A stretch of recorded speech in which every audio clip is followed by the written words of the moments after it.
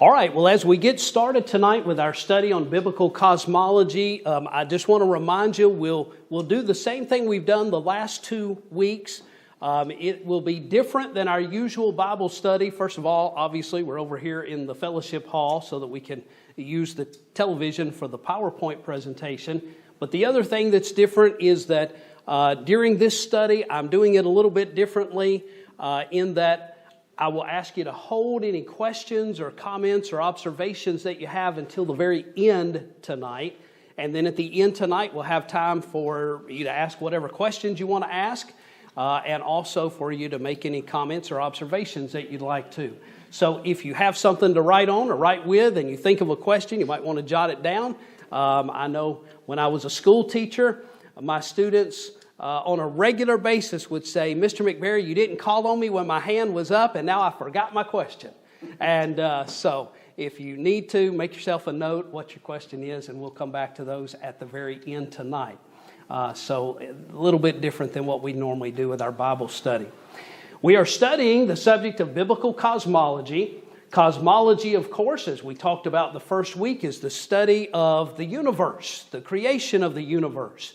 The sun, the moon, the stars, the earth, how God made it all, how it all fits together, and how it all interacts together. And we've been through 2 weeks. Tonight will be week number 3 of what I believe is going to be an 8-week study on biblical cosmology. The topic for tonight, you see, is Masters of the Universe. That's a little bit tongue-in-cheek title. That title, Masters of the Universe, is the title that I chose because that is what the scientists purport to be.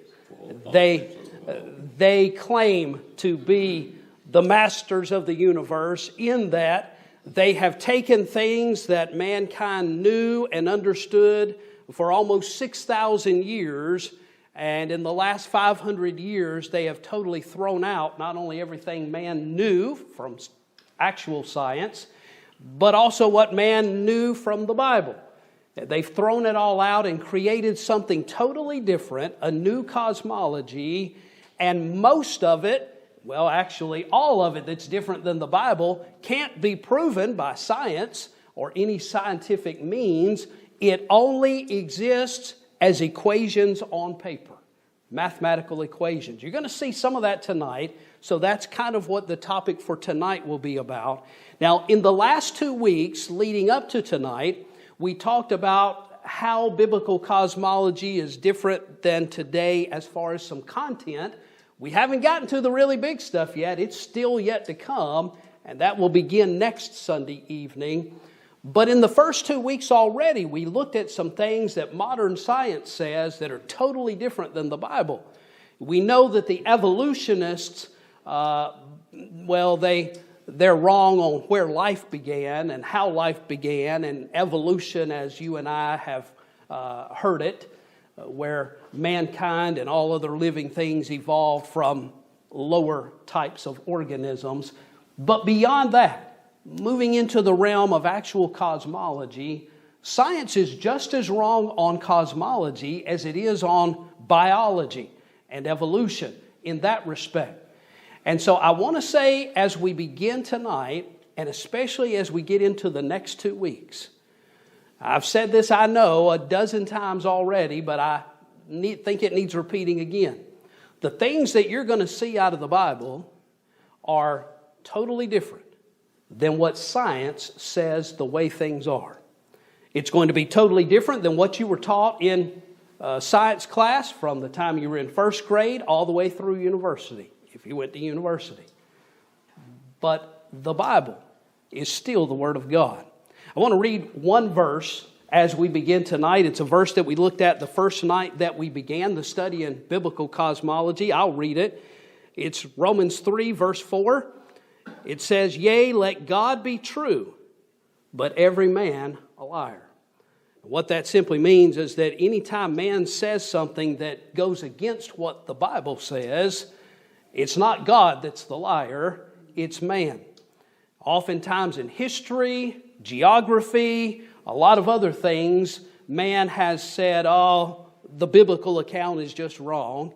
only to later find out through archaeology and historical records that, in fact, what the Bible says was true all along. Man was just catching up to what the Bible had already said thousands of years earlier. It's the same way in the area of science. The Bible is not a science book, but everything it says about science is right.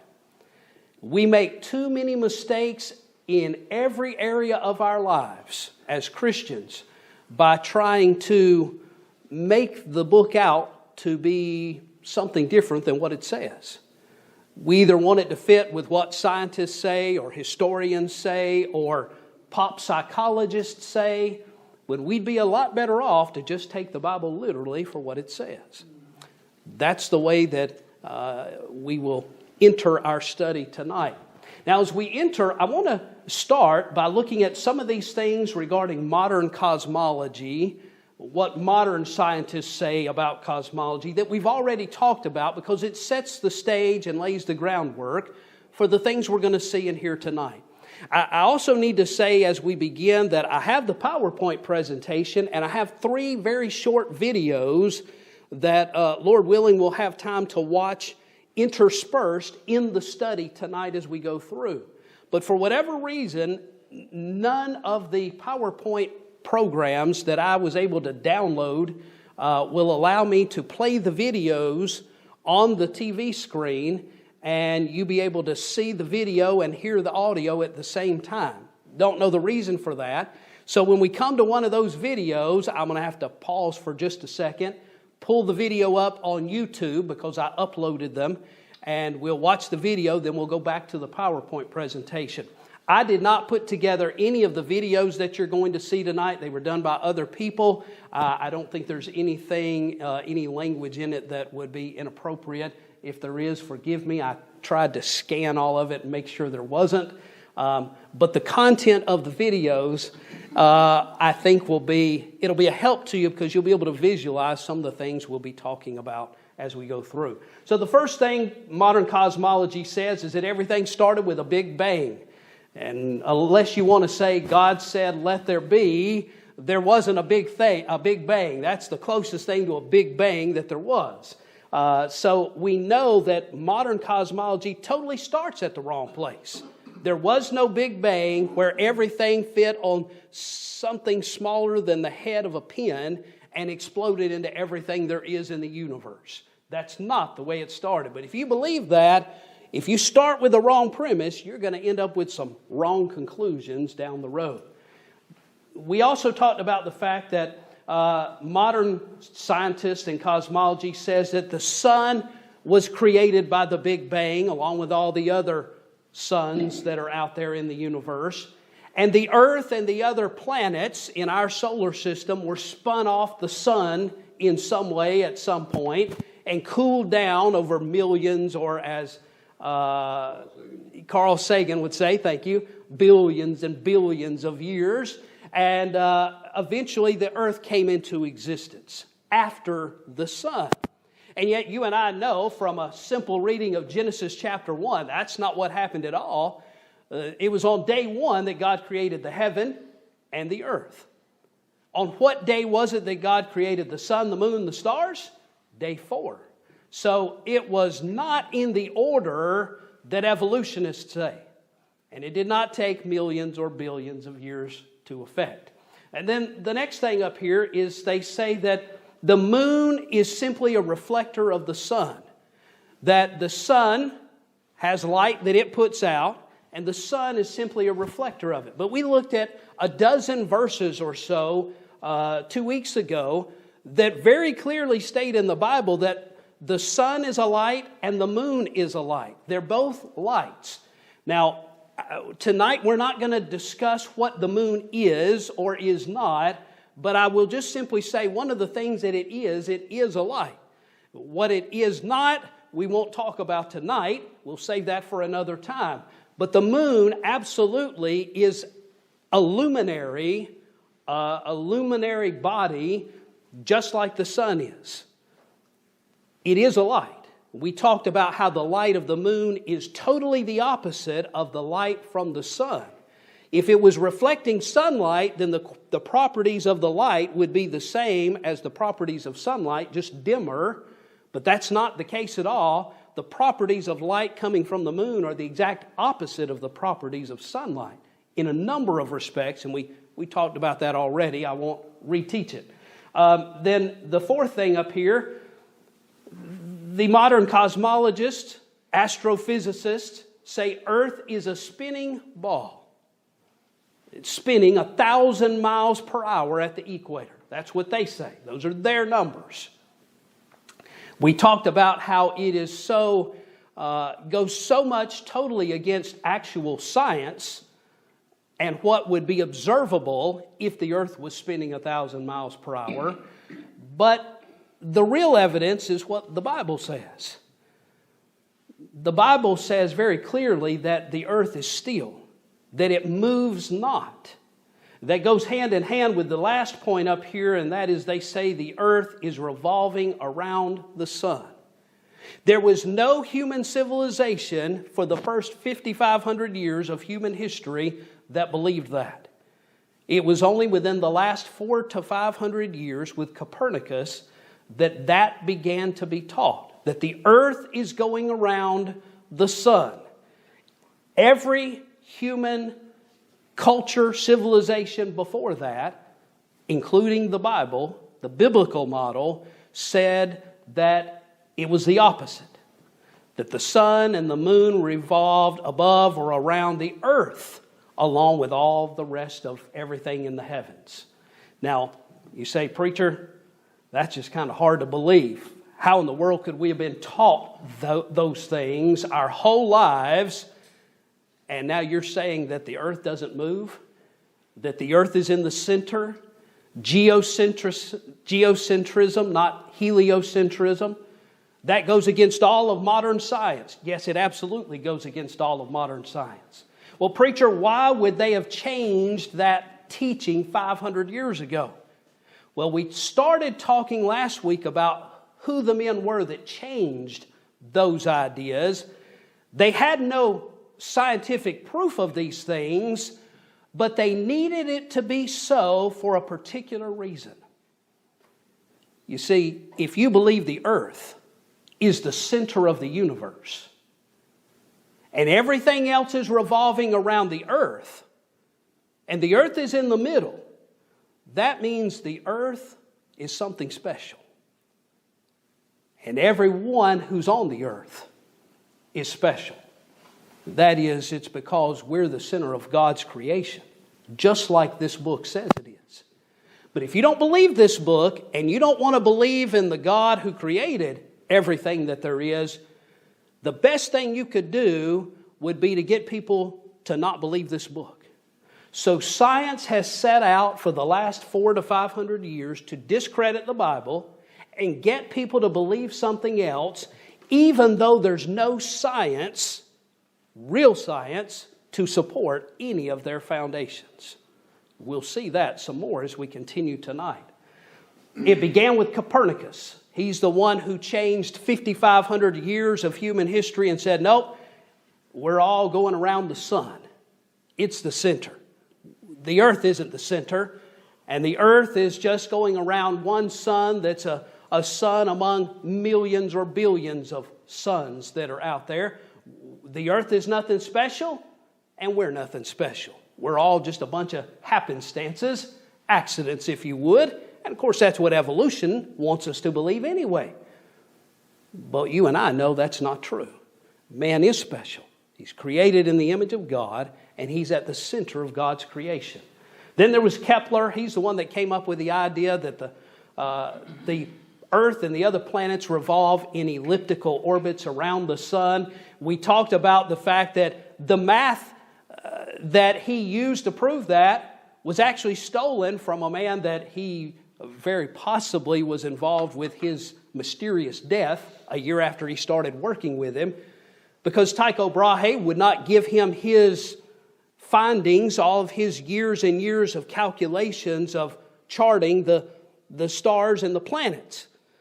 And so Tycho Brahe mysteriously died. He took over all the data, and this man said, no, Tycho Brahe was all wrong in all of his conclusions. I've taken his data and I've determined that the sun is in the middle, just like Copernicus said. Then there was Galileo, who came along. You know him for supposedly inventing the first modern telescope. And he said, oh yeah, my telescope verifies Copernicus and Kepler's findings. Then there was the problem that if Earth is a spinning ball, you got to have some magical force to hold everything onto that spinning ball to keep it from flying off. And at the same time, you've got to have some magical force to keep the Earth and all the planets staying in a circle or an ellipse going around the sun and not flying off into hither, thither, and yon into outer space. So along came Sir Isaac Newton, we looked at as we ended last week, who was not only a master mason and up to his eyeballs in Freemasonry, the occult, alchemy, astrology. He totally denied the deity of Christ, the Trinity, and the inspiration of Scripture. He was not a Christian man in spite of the fact I've heard numerous Christian scientists and even creationists try to say that Sir Isaac Newton was a Christian. He was not a Christian. His own words say he was not a Christian. He was an occultist. He and all these other men were influenced not only by Freemasonry and the occult, but by the Jesuits. Every one of them. We don't have time to go back through all of that. I'm spending probably more time tonight than I should be on our review, but that brings you up to speed on a lot of what we've talked about, but not by any means all of it. So let's dig into tonight. The masters of the universe. Who are these men and others we're going to see tonight who have taken everything that our senses tell us are true and what the Bible tells us is true, thrown it all out the window in the last 400 to 500 years because they have a different agenda? The gravitron. Remember that crazy ride at carnivals that spun so fast it pushed you up against the wall? By the way, it didn't go nearly 1,000 miles per hour, maybe 60 miles an hour or so as it spun. But that's a result of centrifugal force from a spinning object. Things are pushed outward from the center. They're not pulled inward. And yet we're told that this mysterious force of gravity that Sir Isaac Newton just came up with out of nowhere, this force of gravity is what keeps everything stuck to a spinning ball, spinning 1,000 miles per hour. And it's what keeps the planets, including the Earth, within the orbit of the sun without flying off into somewhere else. Why did they come up with gravity? Sir Isaac Newton came up with the theory of gravity because none of their ideas about the sun being in the center or the earth spinning, none of that is even possible unless you have some magical force holding it all together. The only problem is that when you perform scientific tests, none of their theories match up with any observable evidence. In fact, the observable evidence says the opposite. We talked last week about the absurdity that they even say that not only does gravity hold water to a spinning ball, you know what happens if you put water on a spinning anything and spin it, the water goes flying off, not sticks to it. But they say not only does gravity hold water to the ball Earth, but that it also holds the air connected to the Earth as it spins 1,000 miles per hour. That's why you don't feel the effects of 1,000 mile per hour winds when you walk out the door here. But how absurd is it to believe that air is being held to the Earth by gravity? Won't go back through all that from last week. You can go back and listen to that if I ever get this up online. But you see what happens when something spins, it pushes everything outward. There is no observable thing where it's pulling everything, holding it together. Instead, it's doing the opposite.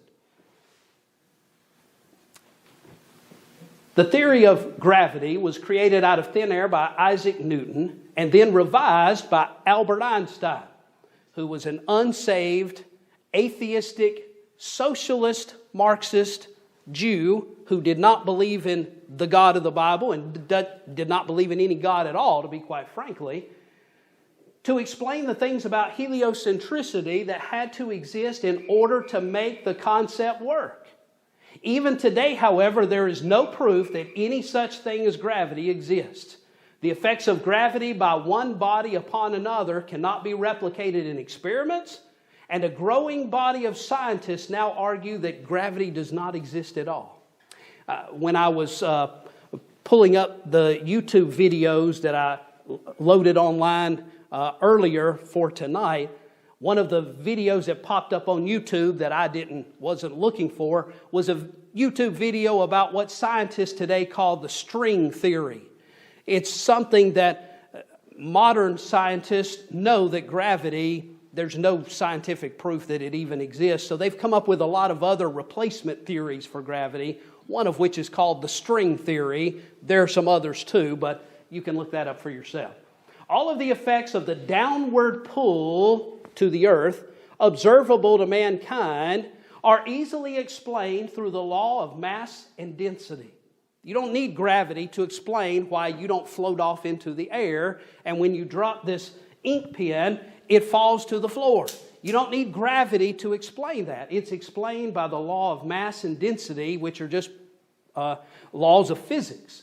The more dense an object is relative to its mass, it either rises or falls depending on the medium around it. That medium could be the air, could be water, could be some other liquid.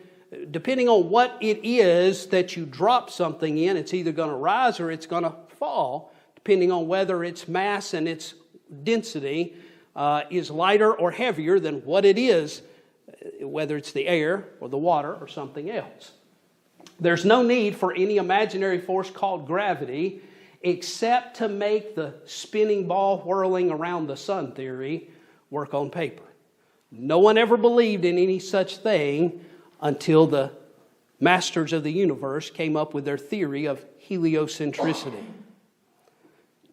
What's the law of density? Here it is. First of all, look at the picture over here. They have different items of different mass and density that they dropped into this cylinder of different types of liquids. You see, first of all, that the liquids have kind of settled out into layers based upon the density of the liquids. And then as they drop these solid objects into the liquids, the solid objects find their own level as well based on mass and density. In any medium such as air or water, things rise or fall totally depending upon their density and mass. If they are more dense for their mass in comparison to what's around them, they fall. If they are less dense for their mass in comparison to what's around them, they rise. That's it. There's no need for any special force called gravity, which scientists cannot define, nor prove, nor reproduce. The theory of gravity was solely created to support heliocentricity and the spinning ball view of the world that no one believed until 500 years ago. By the way, as it says up here, you can't reproduce any of these things related to gravity.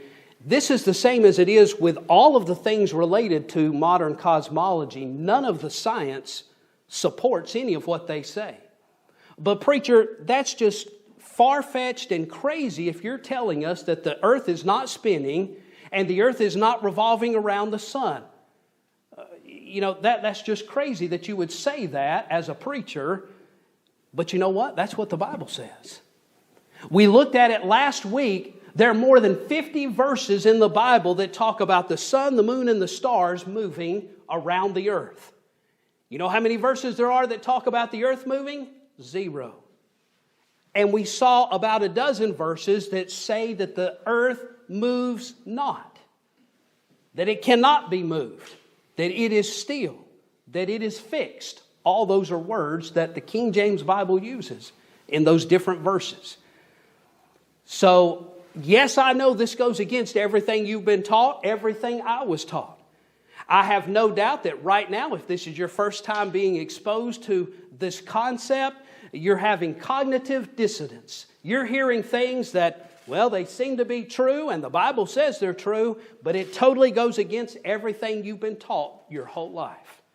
You know what? There are a whole lot of other things that the world says are true too, that are not true. Let God be true, but every man a liar. What do your eyes tell you? Polaris, I actually mentioned this in our sermon this morning. Polaris is the name given to the North Star situated directly above the North Pole. It has been visible since recorded history began, and every civilization on earth has used it for navigation on both land and sea ever since. The entire night sky revolves around Polaris, the North Star, in the center there. All of the stars in the heavens circle around it every night. But it never moves. It has never moved. It has been in the same point the entire 6,000 years of man's history on the earth. How could that be possible if the earth was traveling, as we read their numbers, not our made-up numbers, but their made-up numbers last week? They say that the earth is moving around the sun 66,600 miles per hour, and that the sun is traveling through the Milky Way galaxy another 483,000 miles per hour, hurtling through space, dragging the earth and all the planets with it, according to modern science. How for 6,000 years could we be moving at these breakneck speeds throughout outer space and Polaris still be exactly where it is, above the North Pole, never in a different place for 6,000 years? And every other heavenly body revolves around it every single 24 hours. After doing all of this zipping along for more than 6,000 years, how would Polaris still be in the exact same place in our night sky? And why would all of the stars revolve around it every night, just like they have for 6,000 years? Unless the earth really isn't moving at all. And everything in the heavens is revolving around the earth instead, just like the Bible said. Now I'm going to go ahead and tell you, the modern cosmologists say, well, the reason it looks like the stars are all in the exact same place is because they're so far away, millions of light years away, that because they're so far away, you wouldn't be able to measure the amount they move. Your eye, and even with a telescope, we wouldn't be able to gauge that there was any movement at all. They're so far away. Why did they come up with the theory that the stars and the so-called suns that are out there and the so-called galaxies that are out there are millions or billions of light years away, which a light year is 93 million miles? Why did they come up with the idea that those were so far removed from the earth? It's because they had to come up with an answer to this question. Why is it that everything is in the same place it's been for 6,000 years? So, can they prove that the stars and the galaxies and the other suns that are out there are millions and billions of light years away? No, they can't prove any of that. It's just another one of their theories that they've had to come up with to prop up this theory, which had to have something to prop it up. All of their modern cosmology is a house of cards. One theory built upon another theory, none of it which lines up with observable scientific evidence or the Bible. It's been in the same place for 6,000 years. The North Star is stationary and never moves. All right, here's our first video.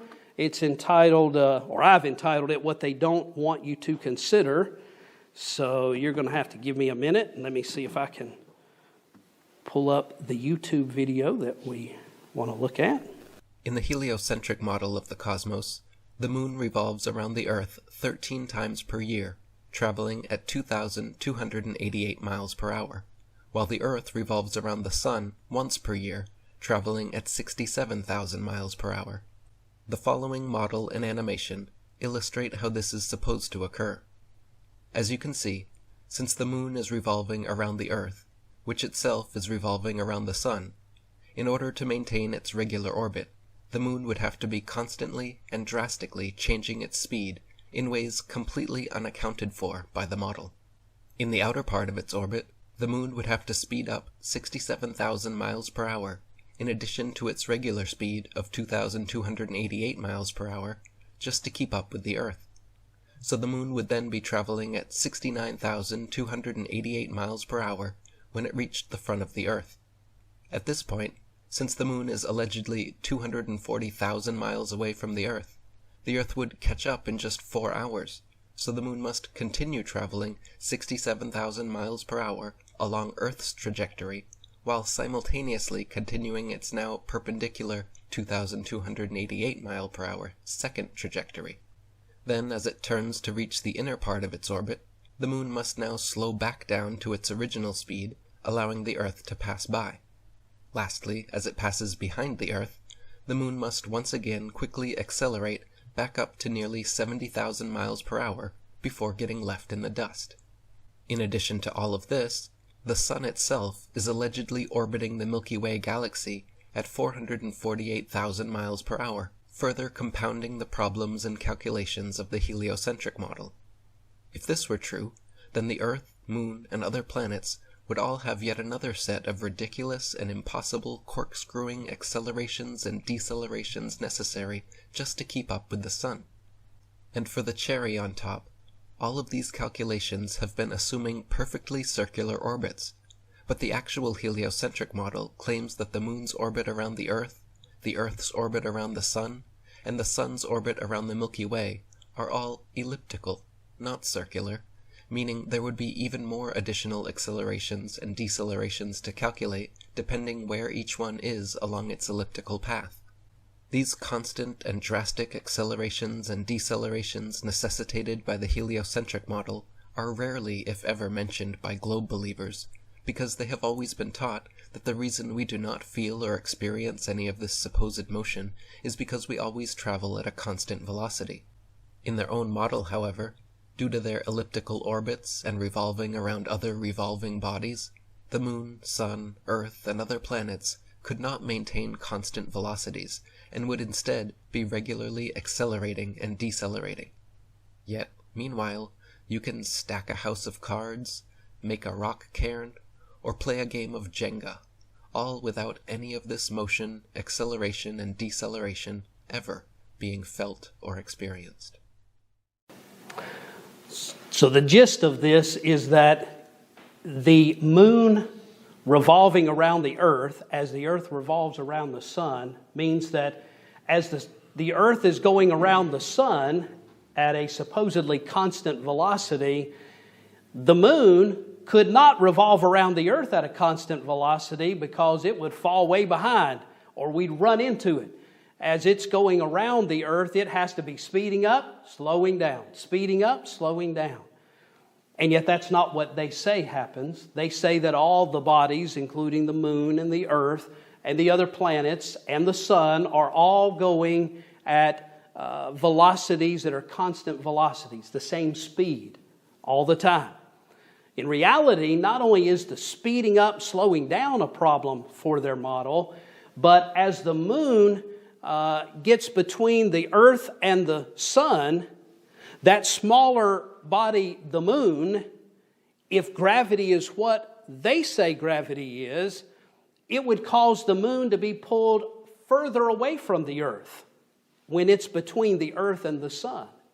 There are so many problems with their model, and yet they want to say, well, the biblical model doesn't explain everything.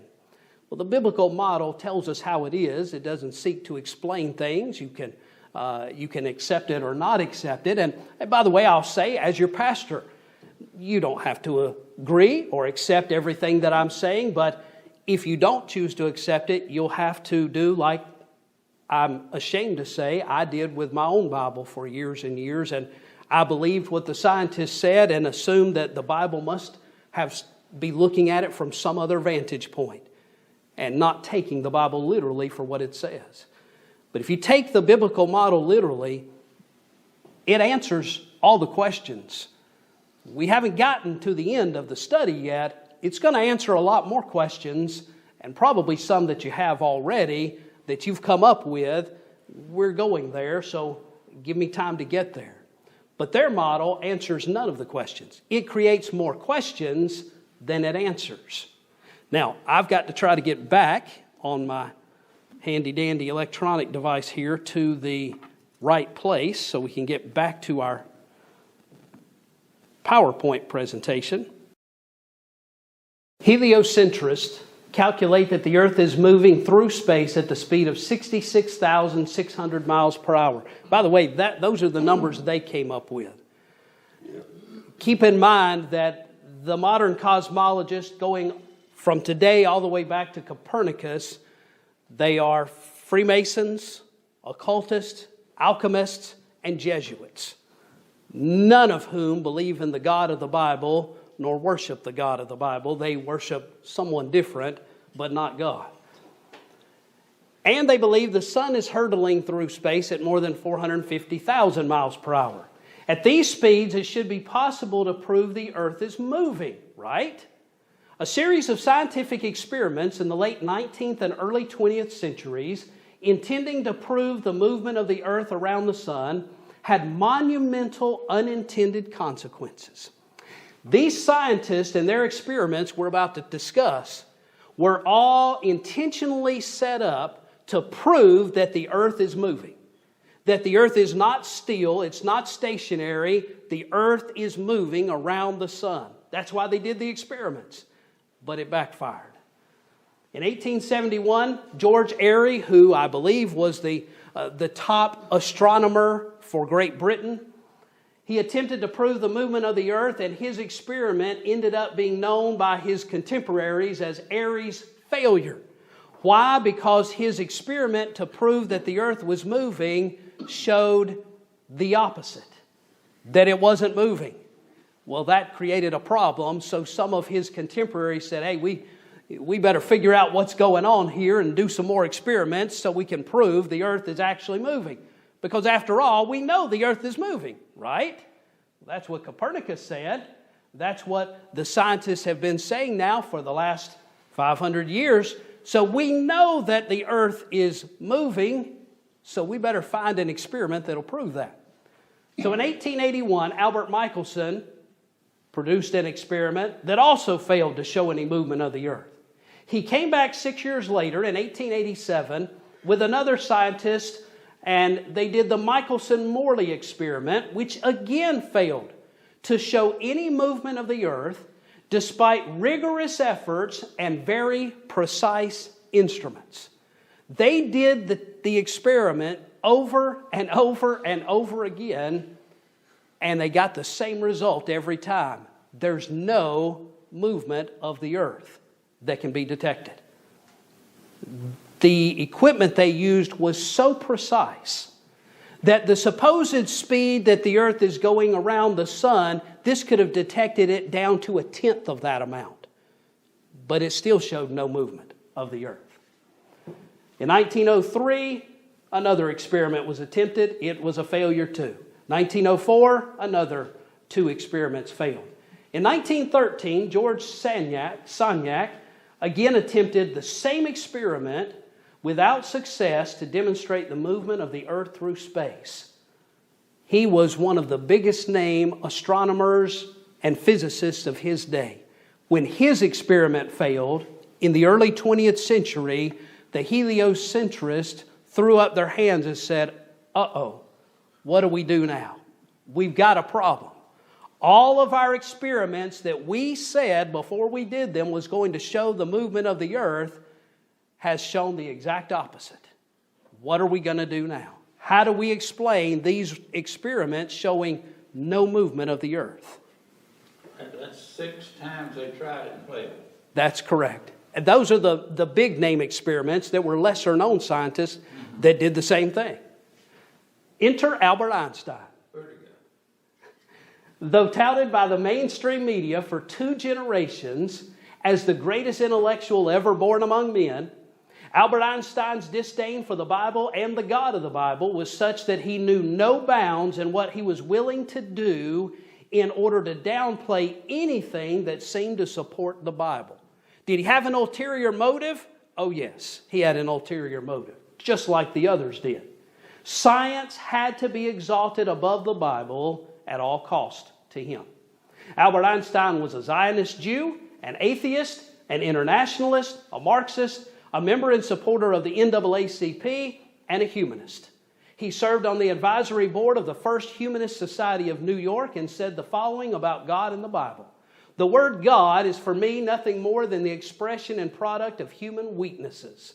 The Bible, a collection of honorable but still primitive legends which are nevertheless pretty childish. I can tell you where Albert Einstein is today. He's not in heaven, by the way. He had an ulterior motive for disproving the Bible, for trying to get men, women, boys, and girls to believe anything other than the Bible, to doubt your Bible. He wanted you to question your Bible. That's the goal of science, is to get you to question the Word of God. Einstein was forced, after all those experiments, to admit that either of two things could explain what we see around us. Either the earth is spinning on its axis and going around the sun, or everything we observe moving around us in the heavens could be explained simply by the earth being fixed and motionless in the center and the heavens revolving around the earth. Either of these two scenarios explain what we can observe around us, except the experiments all indicated that the first one wasn't what was happening, that it was what the Bible said, that the earth isn't moving. But neither the atheist Einstein nor the other high priests of modern science could accept that as true, or they would be forced to admit that the Bible was true about the earth, the sun, the moon, and what would that mean about the rest of the Bible being true? It was not an answer that Einstein or they were willing to allow. Listen to the words of some of these well-named astrophysicists and astronomers. Kepler himself said, "I demonstrate by means of philosophy that the earth is round and is inhabited on all sides, that it is insignificantly small and is born through the stars." Did he say, "I demonstrate by science that these things are true"? No. He was at least intellectually honest enough when he was writing to his peers, other scientists, to admit he was demonstrating it by philosophy. It has to be this way. We know it has to be this way because, after all, it couldn't be that way, the Bible way. James Coleman, another physicist, said, "In the effort to explain the Michelson-Morley experiment, the thought was advanced that the earth might be stationary." That's what it seemed to prove. Such an idea was not considered seriously, since it would mean in effect that our earth occupied the omnipotent position in the universe, with all the other heavenly bodies paying homage by revolving around the earth. He said, that's what the experiment showed, but we know that couldn't be right, because after all, it just couldn't be right, even though that's what the experiments demonstrated. Here's what Albert Einstein said.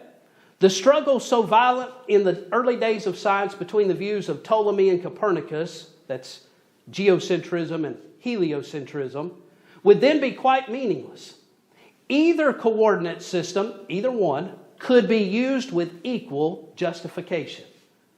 The two sentences, the sun is at rest and the earth moves, or the sun moves and the earth is at rest, would simply mean two different conventions concerning two different coordinate systems." What Albert Einstein is admitting to his peers, scientists, is that it actually could be either way. The data says it could be either way. But we know it couldn't be that the earth is not moving, because the earth is moving, right? Even though the science experiments don't prove that, it has to be that. He said again in 1922, "I've come to believe that the motion of the earth cannot be detected by any optical experiment, though the earth is revolving around the sun. Now, how could he say we can't prove it, it can't be detected, but we know it's happening? How does he know it's happening if the experiments don't prove that it's happening? They don't say that it's happening, they say the opposite. I can tell you how he says, but we know that it's really doing it. It's because that's what he wants it to be. That's what he wants to believe it to be. That's what he wants you to believe, and he wants your faith to be in something other than this book. Not so special relativity. You see his famous equation, E equals mc squared. When the numerous attempts by physicists to prove the movement of the earth failed miserably every single time, Albert Einstein stepped to the plate for all atheists everywhere. I bet you were never told that he created his special theory of relativity, for which he's so famous, just for the purpose of trying to explain away the results of the Michelson-Morley experiment. Now, before I read any further, I bet you didn't know that his famous theory of relativity was created solely for the purpose of trying to explain away all those experiments that said the earth isn't moving. Bet you didn't know that. Never heard it in college. And the reason is because they don't want you to know those experiments ever took place and that they proved or demonstrated that the earth isn't moving. They don't want you to know that, so they're never going to tell you. That's why he postulated this theory of relativity, which, by the way, is just another theory to prop up the other theory, to prop up that theory, because they're all based on false premises to begin with. Refusing to accept the results of the experiment, which proved that the earth was not moving, he created a theory out of thin air which violates the very laws of physics known to all physicists even today. He literally said that in the experiment, a piece of stationary metal tubing somehow morphed its size and shrank to yield false results because of the effect of the speed of light. Never mind the fact that light is everywhere around us and does not violate the known laws of physics the rest of the time, only in that experiment. Nevertheless, his theory, which made absolutely no sense and could never and has never been proven in a laboratory test, got the evolutionists off the hook. After all, the average person, that's me and you, would never be able to understand his gobbledygook theoretical mathematical formula on paper. And so was born the theory of relativity in 1905, created specifically to explain away the many experiments that had proven that the earth was motionless. After all, that was an unthinkable possibility since it lined up with the Bible and not evolution. Now, I think the next one here is another video. It's only about 2 to 3 minutes, so entertain me here for humor me here for just a moment while I try to pull this one up. In 1887, Michelson and Morley conducted an experiment that demonstrated that the Earth was stationary. Here's a short clip by Michael Bowden. In 1887, an experiment shattered the scientific community. Michelson and Morley tried to check the speed of the Earth through the ether as it orbited the Sun by passing light in 2 directions, one in the direction of the Earth's travel and one at right angles, and then comparing them for differences. They expected to measure a speed of about 30 kilometers per second. To their amazement, there was no movement of this order. They called it a null result. They actually measured 1 to 10 kilometers per second, but it was still called a null result. They rushed out the theory called the Fitzgerald-Lorentz contraction.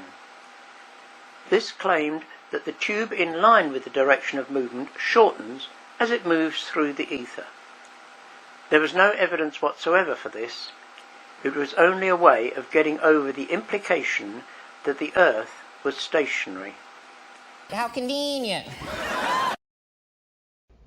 As stated in the video, in response to the Michelson and Morley's null result, meaning the experiment indicated that the Earth didn't move, the Lorentz factor and Einstein's special theory of relativity were created. Maybe a few of you researchers remember this quote from Einstein. While I was thinking of this problem in my student years, I came to know the strange result of Michelson's experiment. Soon, I came to the conclusion that our idea about the motion of the Earth with respect to the ether is incorrect, if we admit Michelson's null result as a fact. This was the first path which led me to the special theory of relativity. Since then, I have come to believe that the motion of the Earth cannot be detected by any optical experiment, though the Earth is revolving around the sun. And that's Albert Einstein.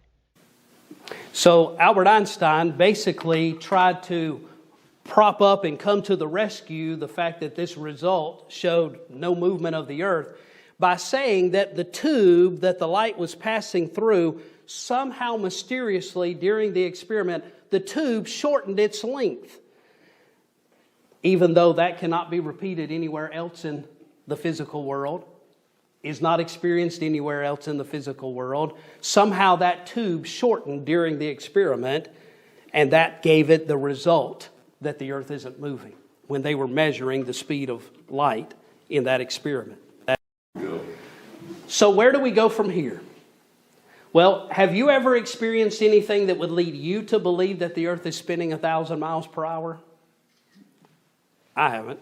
When I tried to put that wall on that ball.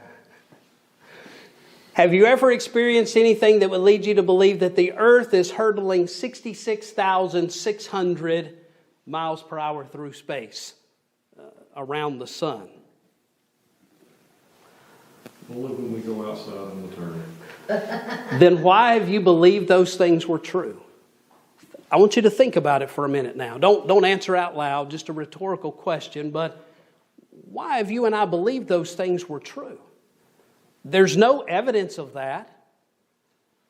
There's no scientific proof of that, but even our senses don't give us any proof of that. You and I believe what we've been told. The only reason you believe the Earth is a spinning ball, the only reason you believe that the Earth is going around the sun is because you were told that. But it's the exact opposite of what this book says.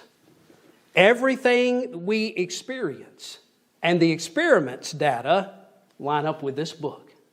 Someone asked just a couple of weeks ago, well, what about all the scientific proof? Well, as you're seeing, and we've only touched the hem of the garment really so far, all of the true science evidence demonstrates that this book is true and goes against the modern cosmologist. But they want us to believe this book is what's wrong. What evidence has modern science given to prove these things are true? Or have we just been told that it's so? What do your God-given natural senses tell you? More importantly, what does the Bible say? Again, I have to go back to that premise from which we started this study. Even if you and I come up to something that we don't understand, we ought to believe it by faith if it's in this book. Even if it seems to be totally contradicted by science. If this book says it, we ought to believe it. But the reality is all of true science actually supports this book. It's not the other way around. What are the implications of all these lies by modern science? Why have they lied? And what else have they lied to us about? Well, next week, Lord willing, how many of you are going to be here next Sunday night? I know it's the day after Christmas. How many of you are going to be here next Sunday night? Let me see your hands. Okay, most of us it looks like. You going to be able to be here? I don't know. Okay, all right. Keith and Julie are supposed to spend time with us. Okay. Well, Lord willing, next Sunday night is when we'll have the next installment. You've already seen in the things we've just covered that everything up to this point, it's all fabrications. They're all theories to prop up other theories. There's no science, true science, behind any of what they've postulated. Next week, come be here. I hope you'll be here.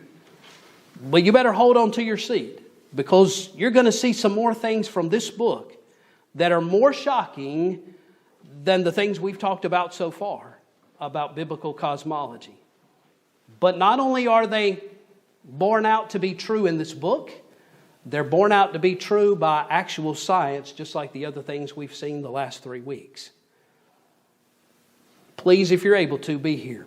Now, it's actually past time to go. It's 11 after. But I have one last video that's 11 minutes. Do you all want to stay and watch it, or do you want to just go? All right, so here's what I'm going to do. I'm just going to start it.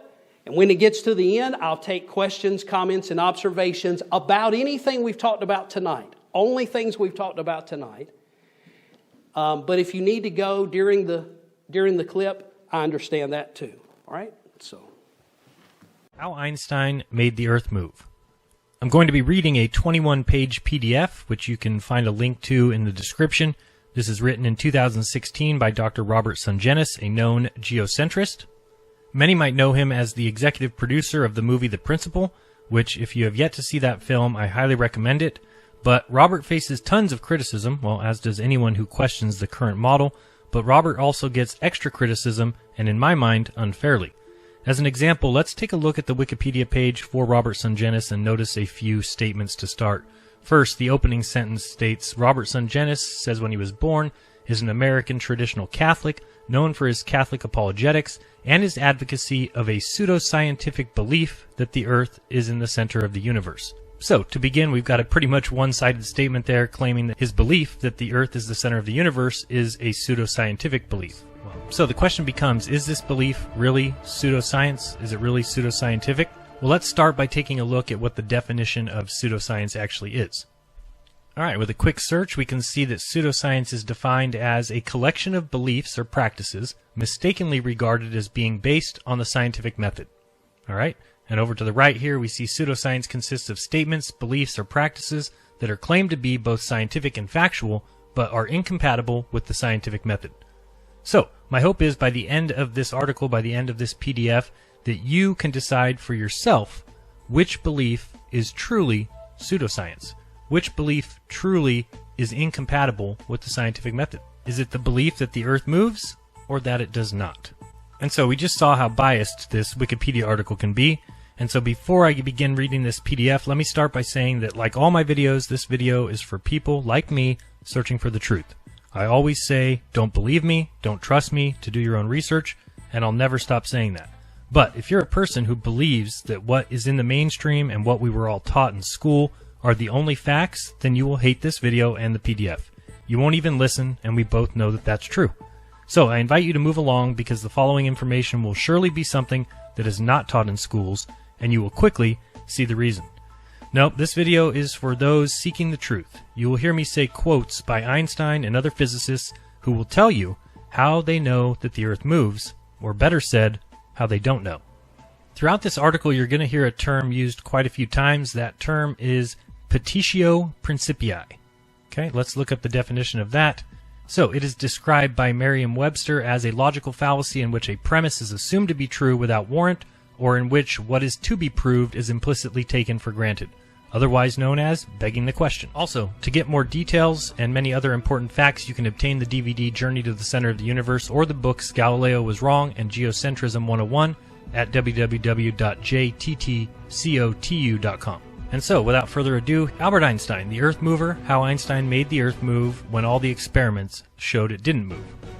In his 1881 and 1887 experiments, Albert Michelson discovered the Earth was not moving around the Sun.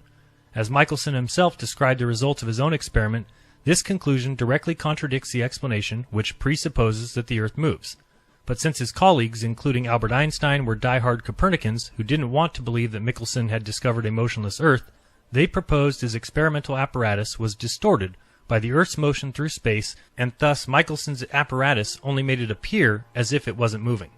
In scientific parlance, we call this the fallacy of petitio principii. That is, using as proof a moving Earth, the very thing one is trying to prove, a moving Earth. Let me explain. Michelson found that the Earth wasn't moving by using the speed of two light beams against one another. The first light beam was pointed westward because it was the presumed direction of the Earth's movement around the Sun. The second light beam was pointed northward and thus away from the direction of the presumed moving Earth. The first light beam should have been affected by the Earth's movement through space if it is the Earth that is moving around the Sun at the accepted speed of 66,000 miles per hour. If so, the first beam would have traveled slower than the second beam, but that didn't happen. Both light beams traveled at nearly the same speed. According to Michelson, the first beam traveled only about 1/6 of the retarded speed needed if the Earth was moving around the Sun. The conclusion, as Michelson notes above, should have been that the Earth isn't moving around the Sun. Other physicists have noted the same truth. There was just one alternative. The Earth's true velocity through space might happen to have been nil. Physicist Arthur Eddington. The data of Michelson-Morley was almost unbelievable. There was only one other possible conclusion to draw, that the Earth was at rest. Physicist Bernard Jaffe. Thus, failure of the Michelson-Morley to observe different speeds of light at different times of the year suggested that the Earth must be at rest. It was therefore the preferred frame for measuring absolute motion in space. Yet we have known since Galileo that the Earth is not the center of the universe. Why should it be at rest in space? Physicist Adolph Baker. The easiest explanation was that the Earth was fixed in the ether and that everything else in the universe moved with respect to the Earth and to the ether. Such an idea was not considered seriously, since it would mean in effect that our Earth occupied the omnipotent position in the universe, with all the other heavenly bodies paying homage by moving around it. Physicist James Coleman. The Michelson-Morley experiment confronted scientists with an embarrassing alternative. On the one hand, they could scrap the ether theory, which had explained so many things about electricity, magnetism, and light, or if they insisted on retaining the ether, they had to abandon the still more venerable Copernican theory that the Earth is in motion. To many physicists, it seemed almost easier to believe that the Earth stood still than that waves, light waves, electromagnetic waves, could exist without a medium to sustain them. It was a serious dilemma and one that split the scientific thought for over a quarter century. Many new hypotheses were advanced and rejected. The experiment was tried again by Morley and many others, with the same conclusion. The apparent velocity of the Earth through the ether was zero. Historian Lincoln Barnett, forward by Albert Einstein. What happened when the experiment was done in 1887? There was never in any orientation at any time of year any shift in the interference pattern. None. No shift, no fringe shift, nothing. What's the implication? Here was an experiment that was done to measure the speed of the Earth's motion through the ether. This was an experiment that was 10 times more sensitive than it needed to be. It could have detected speeds as low as 2 miles a second instead of the known 20 miles per second that the Earth as in its orbital motion around the Sun. It didn't detect it. What's the conclusion from the Michelson-Morley experiment? The implication is that the Earth is not moving. Physicist Richard Wolfson. Michelson and Morley found shifts in the interference fringes, but they were very much smaller than the size of the effect expected from the known orbital motion of the Earth. Physicist John D. Norton. This null result was one of the greatest puzzles of physicists at the end of the 19th century. One possibility was that velocity would be zero and no fringe shift would be expected. But this implies that the Earth is somehow a preferred object. Only with respect to the Earth would the speed of light be c as predicted by Maxwell's equations. This is tantamount to assuming that the Earth is the central body in the universe. Physicist Douglas C. Giancoli. But the die-hard Copernicans of that day were not about to accept the prima facie results of Michelson's experiment. They knew the catastrophic scientific, cultural, and religious implications if it was experimentally shown that the Earth is fixed in space. In a word, the whole world would have been turned upside down, literally and figuratively.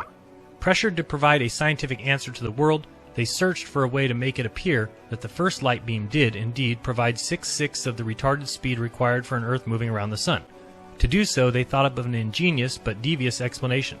As noted above, they claimed the Earth's movement around the Sun contracted the metal enclosure in which the first light beam traveled. If the length of the housing is contracted, then the first light beam does not need to travel as far as when the housing is not contracted. This would account for why the speed of the two light beams did not differ much. With this contrived explanation, they proposed to the world that the contraction of Michelson's apparatus was the reason the Earth appeared to be motionless. In effect, if someone said to them, "You claim the Earth is moving, but you admit you cannot detect that movement by any experiment," they would retort, "Well, we can't detect it because every time we try and do so, the length of the experimental apparatus shrinks just enough to conceal the movement, which makes it impossible to measure the Earth's movement." Again, we see that the fallacy of petitio principii is in play. From start to finish, the whole enterprise was ad hoc. Length contraction wasn't even contemplated previously, much less was it as an established fact of science. But in this emergency situation, length contraction was invented on the spot so that the scientific establishment would have at least some hypothetical answer why Michelson's experiment showed that the Earth was motionless. Everyone could breathe a sigh of relief.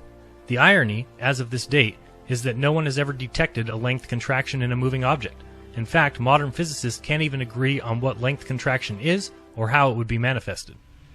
Since they insist that the Earth is moving around the Sun, yet cannot detect it moving, nevertheless, they needed some physical and mathematical way of accounting for it, since there is obviously a difference between motion and non-motion. So length contraction became their convenient scapegoat. This is the essence of the special relativity theory that Einstein invented in 1905. It was invented solely to answer Michelson's experiment, as Einstein himself said. To the question whether or not the motion of the Earth in space can be made perceptible in terrestrial experiments, we have already remarked that all attempts of this nature have led to a negative result. Before the theory of relativity was put forward, it was difficult to become reconciled to this negative result. Albert Einstein. Whereas in 1892 Hendrik Lorentz had hypothesized that the ether of space was what caused the contraction, Einstein decided to dispense with ether and attribute the cause to relative motion.